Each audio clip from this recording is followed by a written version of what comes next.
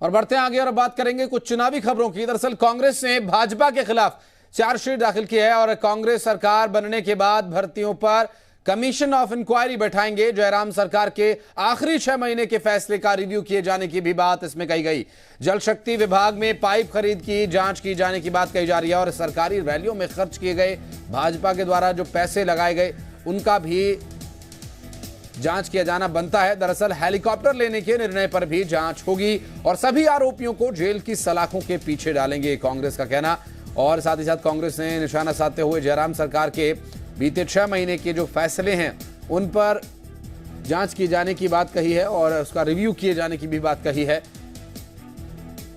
अंकुश डोभाल हमारे सहयोगी इस वक्त हमारे साथ फोन लाइन पर है। अंकुश, कांग्रेस ने भाजपा के खिलाफ जो चार्जशीट जारी की है, क्या कुछ इसमें है? बिल्कुल, देखिए आशीष, रवायत है जब भी हिमाचल प्रदेश में विधानसभा चुनाव होते हैं उससे पहले विपक्ष जरूर सत्ता पक्ष के खिलाफ एक चार्जशीट लेकर आता है। हालांकि कांग्रेस इस चार्जशीट को काफी देरी से लेकर आई। अमूमन आचार संहिता से कुछ दिन पहले इस चार्जशीट को लाया जाता है, गवर्नर को सौंपा जाता है और ये कहा जाता है कि सरकार इस पर कार्रवाई करे।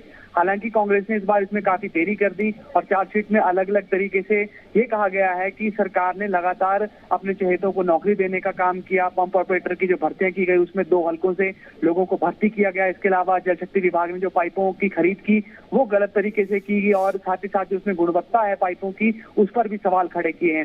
लेकिन यहाँ पर एक बड़ी बात यह है, राजनीतिक जानकारी ये बता रहे हैं कि कांग्रेस ने चार्जशीट में किसी भी नए आरोप को फ्रेम नहीं किया है। इससे पहले भी कांग्रेस पार्टी इस तरीके के आरोप भाजपा सरकार पर लगाती आई है। साथ ही जब पत्रकारों ने सवाल पवन खेड़ा से पूछा, जो कि यहाँ पर आए हुए थे राष्ट्रीय स्तर के नेता, उनसे ये कहा कि क्या गवर्नर के पास इस चार्जशीट को लेकर जाएंगे, तो उन्होंने कहा कि वो गवर्नर को इसे लेकर डिस्टर्ब नहीं करेंगे, वो उनके पास नहीं जाएंगे बल्कि सरकार बनने पर कार्रवाई करेंगे। एक तो पहले कांग्रेस पार्टी ने चार्जशीट लाने में देरी कर दी और उसके बाद गवर्नर को भी अब चार्जशीट नहीं सौंपी जा रही है और इसमें कोई नया आरोप भी अभी फिलहाल कांग्रेस की तरफ से नहीं लाया गया है। और बड़ी बात यह है कि भारतीय जनता पार्टी ने चार्जशीट जारी होने से पहले ही कांग्रेस पार्टी पर फ्रंट फुट में आकर हमला साध दिया था और ये कहा था कि कांग्रेस पार्टी केवल रवायत निभाने के लिए, रस्म निभाने के लिए चार्जशीट को लेकर आ रही है।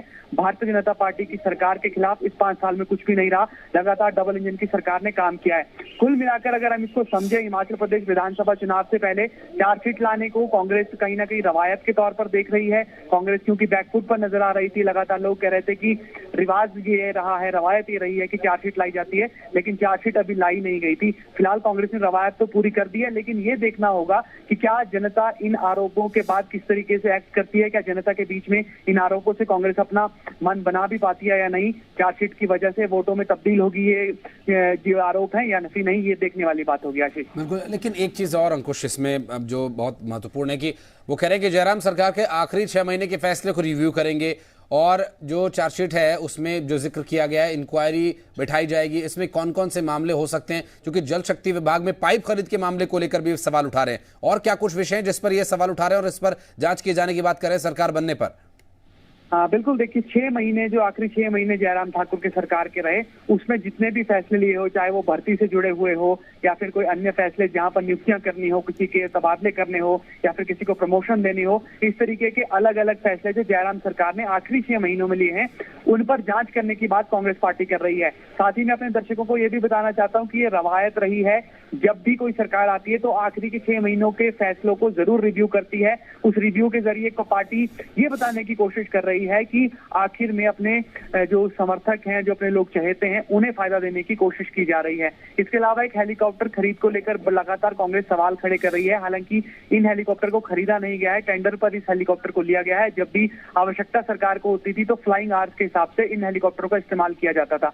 लगातार मुख्यमंत्री पर हमला साधते रही कांग्रेस पार्टी, ये कहती रही कि मुख्यमंत्री हेलीकॉप्टर वाले मुख्यमंत्री हैं, सड़क पर नजर नहीं आते। इस तरीके के आरोप मुख्यमंत्री पर लगते रहे। इसीलिए ये कहा जा रहा है जानकारों की ओर से कि कांग्रेस पार्टी कोई भी नया आरोप अपनी चार्जशीट में नहीं लेकर आ सकी है। ये आरोप पहले भी अलग अलग तरीके से कांग्रेस पार्टी अलग अलग मंचों से लगाती आई है। इस तरीके की चार्जशीट से कहीं ना कहीं कांग्रेस जो है वो फ्रंट फुट पर आने की कोशिश तो कर रही थी, लेकिन फिलहाल अभी ये माना जा रहा है क्योंकि इसमें कोई नया आरोप नहीं है, ऐसे में भाजपा को इसका एज मिल सकता है। अब देखना होगा कि भाजपा इसमें क्या प्रतिक्रिया देती है, क्योंकि फिजूल खर्ची की अगर हम बात कर लें, कांग्रेस पार्टी ने फिजूल खर्ची का आरोप लगाया। ये कहा कि प्रधानमंत्री नरेंद्र मोदी केंद्र केंद्रीय मंत्रियों की रैली के साथ साथ जो प्रदेश स्तर में रैलियां की गई, हाल ही में जो 75 साल पूरे होने पर 75 रैलियां की गई गौरवशाली हिमाचल के नाम से, उसमें 500 करोड़ रुपए खर्च किए गए हैं। ये कांग्रेस पार्टी का आरोप है और ये कहा जा रहा है कि जो 500 करोड़ रुपए खर्च किए गए हैं, इसकी जांच करने के बाद कांग्रेस पार्टी इस बिल को भारतीय जनता पार्टी के पास भेजेगी, क्योंकि गलत तरीके से पैसों का इस्तेमाल किया गया, सरकारी तंत्र का दुरुपयोग किया गया और सरकारी तंत्र के दुरुपयोग के साथ पार्टी का प्रचार करने का काम मुख्यमंत्री जयराम ठाकुर ने किया और अन्य केंद्रीय मंत्रियों के साथ प्रधानमंत्री पर भी कांग्रेस पार्टी ये आरोप लगा रही है। तो अपने आप में बेहद अहम है कि अगर कांग्रेस पार्टी आती है तो क्या सचमुच इसकी जांच होगी भी या नहीं, क्योंकि पहले अक्सर हमने देखा है कि चार्जशीट तो आती है लेकिन उसके बाद जब पार्टी सत्तारूढ़ हो जाती है, सत्तासीन हो जाती है, उसके बाद उस पर कुछ खास नजर आता नहीं है। आशीष, लेकिन एक चीज और अंकुश, जो हेलीकॉप्टर लिए जाने के निर्णय के जांच किए जाने की बात कही जा रही है, तो क्या हेलीकॉप्टर लिए जाने के विषय को लेकर भी इसमें गड़बड़ी के आरोप लगा रही है कांग्रेस? बिल्कुल, देखिए कांग्रेस पार्टी का ये कहना है कि सरकार जो है वो वीआईपी कल्चर को बढ़ावा दे रही है। मुख्यमंत्री को सड़कों पर रहना चाहिए, सड़कों से जाना चाहिए ताकि वो लोगों से जुड़ सके। 4 हेलीकॉप्टर लिए गए थे सरकार की ओर से, जिस तरह से मैंने शुरुआत में भी जिक्र किया कि फ्लाइंग आवर्स के हिसाब से जो सरकार है इसे इसका पैसा पे करती है। सरकार पहले भी इसमें आए दिन जो है अपनी स्पष्टीकरण देती रही है। इसी वजह से कांग्रेस पार्टी लगातार इस स्पष्टीकरण को डिनाई करती रही। कहा यह जा रहा है कि वीआईपी कल्चर को बढ़ावा दिया जा रहा है। जो रेट है हेलीकॉप्टर के, जिसे प्रति घंटे में करीब 8 से 10 लाख रुपए में सरकार ने खरीदा था, वो बहुत ज्यादा रेट है। इससे पहले जो रेट्स रहे हैं वो कम रहे हैं, ये कांग्रेस पार्टी की ओर से कहा जा रहा है। लेकिन अलग अलग तरीके की जो बातें आ रही है, एक बहुत दिलचस्प इसमें जिक्र आता है कि साल 2003 में जब वीरभद्र सरकार आई थी, उस समय ये कहा गया था कि फोन टैप करवाए गए थे सत्तासीन भाजपा की ओर से। साल 1998 से जब भाजपा और हिरिंका की मिलीजुली सरकार थी, उस समय फोन टैपिंग का मामला सामने आया था। लेकिन जब जांच हुई, आईबी भंडारी जो उस समय डीजीपी हुआ करते थे, उन्हें अपने पद से उनको हटाया गया, लेकिन हाईकोर्ट से बाद में वो क्लीन चिट लेकर आ गए। ये एक अकेला मामला ऐसा है हिमाचल प्रदेश में जब साल 2003 में वीरभद्र सिंह ने कार्रवाई की थी चार्जशीट को लेकर, लेकिन बाद में हाईकोर्ट की ओर से उन्हें राहत दे दी गई।